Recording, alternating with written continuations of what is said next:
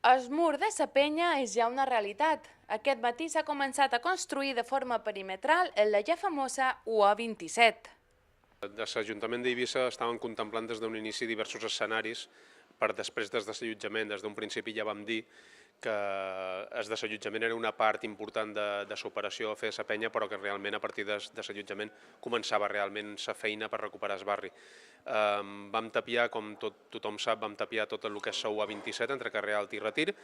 Va haver-hi alguns petits intents de reocupació de les vivendes, fins fa 8-9 dies que sí que va haver-hi una passa important d'intents, va haver-hi 7 intents en una tarda, i això ens va fer anar en el següent escenari que teníem contemplat. En un principi consideràvem que potser amb la vigilància policial i els tapiats n'hi hauria prou, vam veure que no, que s'intentava entrar, i vam passar al següent escenari, que era la construcció d'aquest mur perimetral que va aferrat a façana a la UA27, precisament per dificultar aquest accés a les vivendes.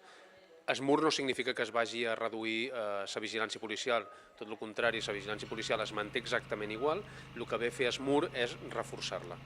Queda només una família dins UA27, és un darrer procediment civil que queden els jutjats, que tenim l'esperança que es pugui resoldre ja en breu per ja poder intervenir a tot l'edifici per complet. El mur té uns 150 metres lineals de construcció per 2,5 metres d'alçada, estarà fet en formigó, el cost final és de 27.000 euros, i esperem que a sobre pugui estar llesta en apenas 2 setmanes. 2 setmanes de treball i 27.000 euros de cost deixaran tancats el carrer Alt i Retir del centre històric de Vila.